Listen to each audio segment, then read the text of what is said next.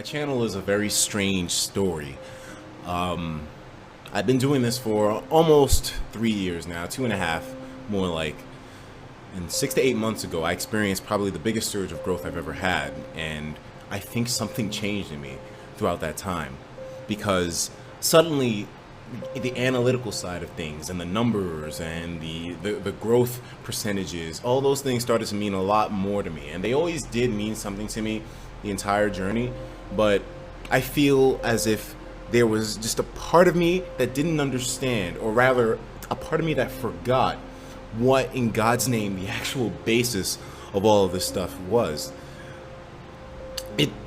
None of that shit really matters in the end, because numbers, analytics, algorithms, they truly can. I'm gonna sound corny as fuck for saying this, but I learned something through this straw poll, man, and through the comments and everything that you guys have been saying.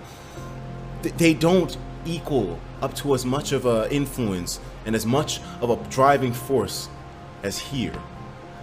I know this is corny as fuck, but here is where things truly matter. I lost myself in these last fucking 8 months. I don't know what the fuck happened to me, man.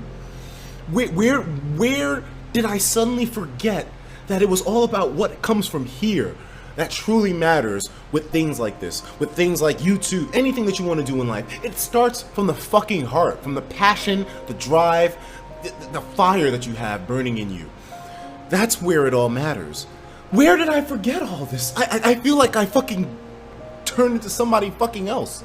It's like I knew at that point that numbers matter to an extent, but it's like they took over. Thank you, Desmond, for the words of encouragement, words of enlightenment, and the advice that was definitely needed at this point in time. It's funny because I actually did not know that video and those words were said until tonight as I'm recording this video. Shout out Herms for the video, for tweeting it out. Thank you, dog. Thank you, thank you, thank you. And I'm sorry, Etika, I'm sorry, Desmond, for not being on you for that Pokemon Showdown collab that we were supposed to do back when we were like 25,000 subscribers. Thank you so much for the love that you've always shown whenever I'd come through to the stream. Thank you so much for everything. And now I guess I gotta address you all. Hi, this is not a random video. This is not a video about Pokemon. This is actually one of the more realer videos that I've uploaded in like the last year and a half. And I'm not gonna lie to you, it's pretty dark. I'm about to get really vulnerable. So I would appreciate it, because YouTube does want me to play this game, that, you know, you all leave a like, a comment after you watch the video. And I guess if you care to subscribe, by all means go ahead. I don't really care too much about this. I kind of want to speak to the content creators that are in the same position, but then also the people who watch every single day, that come out to these videos every single day, that come out to these streams every single day, that come out to that buy the merch. I literally just dropped merch like a while ago. Thank you for everything, because I'm not gonna lie to you, I've not been in the best mental area recently, and I don't know who it is to blame. I don't know if there is anybody to blame. I don't know if I can sit here and blame myself. I don't know if I can sit here and blame YouTube. I don't know who or what it is to blame out there, but whatever it is, it exists, and I'm gonna finally admit to it now. The reason why I played that video in the beginning of this video is because I'm kind of in the exact same situation that Etika was in prior to him making that video and saying those words and stuff like that. I have gotten so consumed by numbers that I kind of forgot what started all this. And I don't know, I look back on my early childhood like, damn dog, you really are just a different person now. I don't like it personally. Unfortunately, a lot of YouTubers get stuck in this trap where numbers matter the most.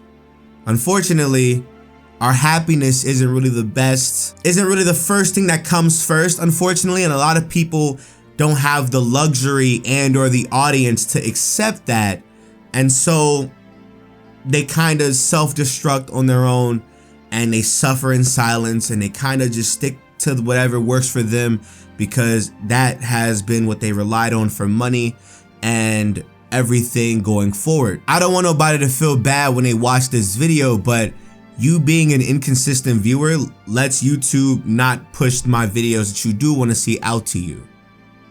That's just the truth. You know, I have to upload daily. That's what YouTube wants us to do. The dynamic that you and I have, that we play on this platform, is very, very different how you yourself would imagine it would be, right? As a viewer, you're just here to watch me, watch whoever you watch, get off, go about your business, and that's it. For me, I'm here to upload every single day. I have to care about the numbers. I have to upload what gets the most views. I have to look at these algorithms, look at these numbers, look at these views, look at what doesn't work, look at what does work. It's a lot of stuff that I have to do. Our POVs are vastly different, you and I. And I'm not gonna lie to you, I think it's gotten worse in the last 2 years now, since I got kicked out of my grandma's house. And I've left that toxic situation, thank God. Unfortunately, the numbers have all been have been all I cared about, because now it's not a game that I live off this anymore. Like, now it's not. Now it's not. Now it's not. I've done a good job at managing money. I've done a good job at saving and doing all these things, but at some point you step back and you realize, like, dog, like, you're really not, like, wait a minute, like who are you? You know what I'm saying? You look in the mirror sometimes, you look in these videos, and you're like, who is that guy? And something, you know, you start to, your friends start to talk to you differently, you start to act differently, you start to be more irritable, and it's just like, wait a minute, what's going on with me, right? For me, I've gotten consumed by the numbers so much that I forgot that I actually enjoy doing this stuff.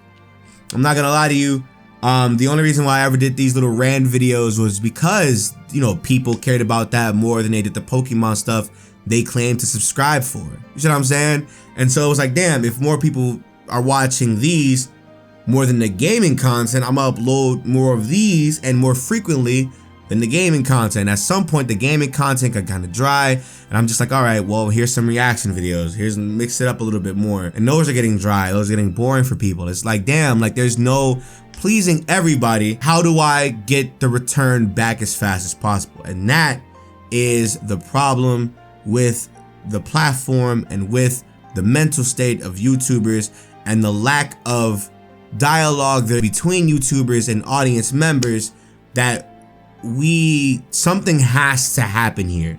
Something has to happen. I talked about it earlier in this video. A lot of YouTubers do not have the luxury of an audience that understands that sometimes you don't want to play what gets views. Sometimes you do want to play what gets views. Sometimes you want to do some other things, but you don't want to embrace that, and we kind of feel defeated. So we go back to whatever works, and all of a sudden it's a lot. People, I don't know if anybody's ever said this before, but people are not happy. There's a lot of YouTubers right now that are not happy when it comes to whatever they upload, when it comes to whatever they do, and they rely on this stuff for income. And for me, I wouldn't say that I'm not happy with uploading Pokemon. You know, I have a podcast channel that is doing really good for its size. I have a gaming channel that's doing really, really good for its size. That's actually where I've been having a lot more fulfillment in. Like, the podcast and the gaming channel are where a lot of my fulfillment, my serotonin, right? I've been getting a lot of this creative juice from those channels and from those revenues and from those avenues, that it's like, I like doing this, and then I come back over here and it's like, damn, like, the Pokemon channel has like a legacy to it, to where it still gets a decent amount of money from it. You know, now shout out to the people that are paying Twitch subscribers and paying members on YouTube, because now you guys are making up the difference, because ads are terrible during YouTube. I want you to know, starting after July, I'm going to be leaving my MCN, right? We did all these calculations and stuff like that, from, like, you know, what they were taking from me, what YouTube is taking from me, what ads are not being played, stuff like that. And I realized I wasn't making as much money as I thought I was being with that MCN, so I decided to leave that MCN. I disconnect from them in July, but then I'm only going to be making an extra $1,500, $2,000, depending on if everything's going smoothly as possible after June. And it's like, that's cool and all, that's great, but like at the end of the day, where's the fulfillment out of it, right? At the end of the day, this is something I did back when I was really, really young. It was for the fun. Making money off YouTube wasn't even like a thing at all, right? Until I met, you know, my group of friends at the time.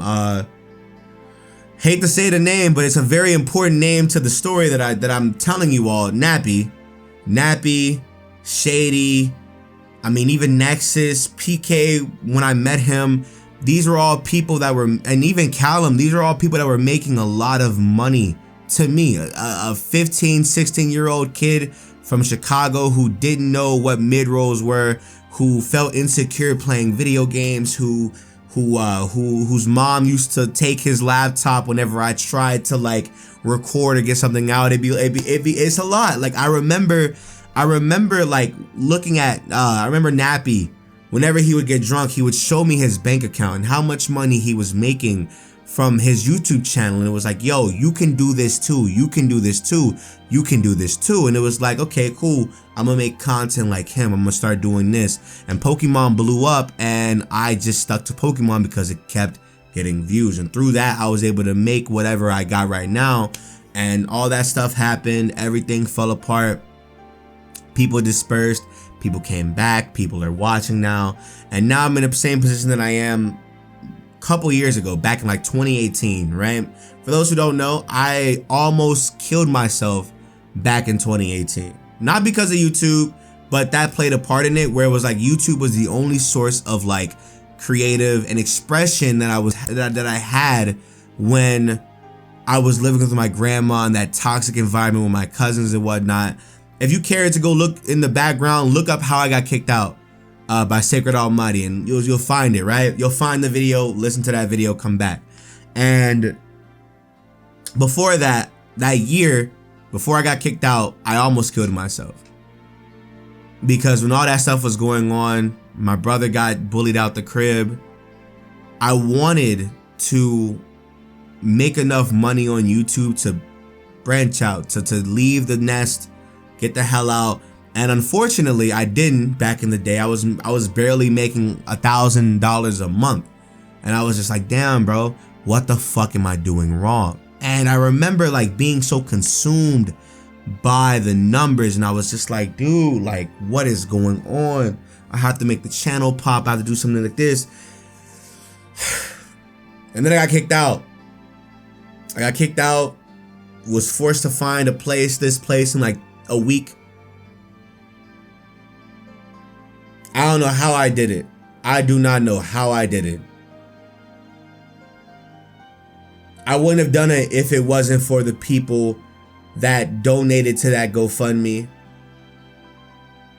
I wouldn't do that. I wouldn't have been able to do this if it wasn't for the people that come out constantly, that donate unnecessarily an absurd amount of money. You know, I wouldn't be able to do this if it wasn't for the people that, like, you know, that said they were gonna support when I got kicked out and did it, you know? Because there's a lot of people, I'm not gonna lie to you, I felt abandoned, you know, when views were down last year before Radical Red and all this stuff happened. I know a lot of people are mad at me now because I don't do playthroughs no more, because playthroughs don't do good on YouTube or don't do good on this channel. And it's like, what do you want me to do? I'm kind of overwhelmed and I'm anxious with the responsibilities that were placed on top of me. I don't think I was ready to move out. I don't think I was ready to move out at all. I'm not gonna lie to you, when I did move out, and recently I've been experiencing a lot more peace and tranquility in this quiet area, in this quiet apartment building. I like it, you know. I don't want to go back to living with my parents. I don't want to go back to living with my grandma. You know, I don't want to go back to living with my cousins. I don't want to go back to that. And because of that, I've gotten obsessed with numbers. I've gotten obsessed with everything. I look at like everything, the SacredAlmighty channel, the Sacred Gaming channel, the Twitch channel, the podcast channel. I look at all of that and I sit there and I consume so much of it, and it becomes a lot, because when views are down and people are telling you they're not watching this, they're watching you for you, but they don't come and support you for what you're trying to do. It's like, wait a minute, what do y'all want from me? You know what I'm saying? And I'll sit there and I'll just beat myself up over it. And it's just like, well, what the hell's going on? And then you'll have nights like this where it's like 1 o'clock in the morning and I'll sit there and be like, yo, what happened? And I look back on my life. I look back on all the friends that I've lost. I look back on all the viewers that are no longer here, the viewers that grew up, the viewers that are married now, graduated college. Some of y'all are in college now. It's like, damn, bro, we really did grow up. But for a while, I feel like my blessings come a lot more sudden in unfortunate circumstances. And while yeah, it looks possible, it looks doable on the outside, on the inside, I'm terrified. You know, on the inside, I'm sitting here thinking like, yo, how can I get a viral video this month to make up for the rent for this month off SacredAlmighty, and just use Sacred, the Twitch channel and the podcast channel for just leisure money and groceries and whatnot, you know? How can I do that? How can I get more viral videos to grow the channel? The goal was to hit 200,000 subscribers this year. And unfortunately, I don't think that's gonna happen, because Pokemon is in a weird spot right now on this channel, and I want the Sacred channel to hit 100K. There's not that many games coming out that'll get views on that channel that will help it hit 100K. It just isn't. Sorry. And maybe that was me being so ambitious when I was looking at numbers and being so confident and being so like there, but like the moment I step back and I realized I need a lot more help and support than I thought. But YouTubers are in this predicament, they're in this situation where you can't ask for support. You're lucky enough that people give a fuck about what you watch. And while that is true, I don't see there's nothing wrong with asking the people that said they were gonna support me more to support me more, because I'm not gonna hold you. I don't want to sit here and be evicted. I don't want to go back to living with my family. I don't want to ask my friends for help because my family's so damn fucked up that my friends are my only actual family. I don't want to keep doing that. And it's like, damn, bro, where's the peace? You know, where's the peace? Where's the peace? Where's the balance in it all, you know? How do I love this again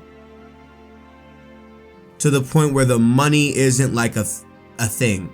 Like, I promise you, if I can make like, if I was getting Radical Red views every single day, I feel like I'd be fine with just doing whatever, whenever. But unfortunately, that's not the case. That was a wave that happened. That was a style that started on this channel. A lot of people have gotten used to it and they've gotten tired of it.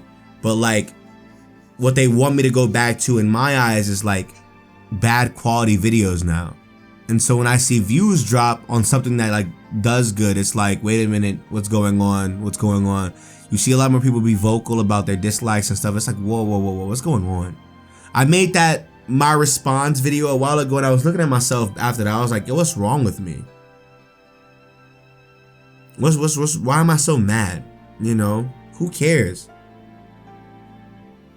People aren't gonna watch you regardless, you know? Who cares? I don't know. I just know that unfortunately,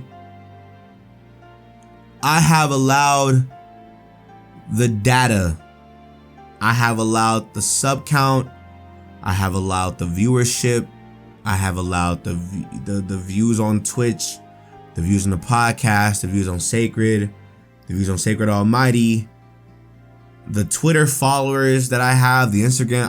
I've let all these numbers consume my life because I don't want to go back to what I used to be and where I used to be.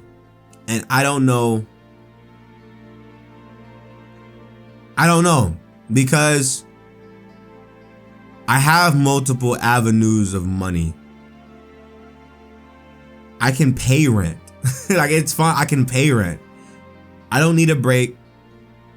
I'm just consumed by the numbers. And this is me openly admitting it. This is me telling you all where I'm at mentally.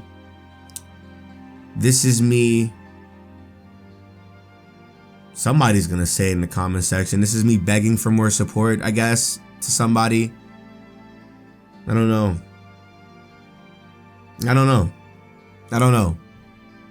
All in all, thank you so much for the support so far. Thank you so much for the support going forward. Thank you so much for everything. If you're interested in anything that I said in this video, link in the description. I don't know. Leave a like so more people can see it.